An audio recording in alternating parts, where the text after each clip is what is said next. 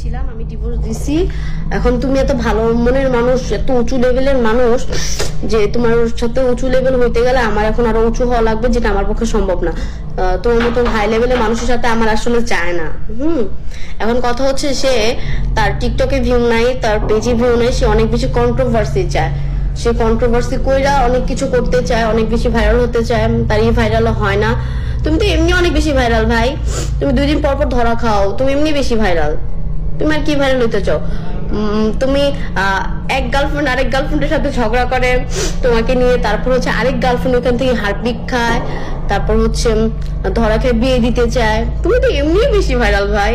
আবার তুমি কি অ্যাডিক্টেড, কি নেশা করো, তুমি তো এমনি ভাইরাল। তুমি যদি চাও যে তোমার এসব পাবলিক হইলে আরো বেশি তুমি ভাইরাল হবা, তুমি ভাইরাল হও, সমস্যা নেই। তারপর হচ্ছে যে আর কি জানি, সে বলছে আমি সবকিছু ক্লিয়ার করবো, আমি 1 বছর সহ্য করছি।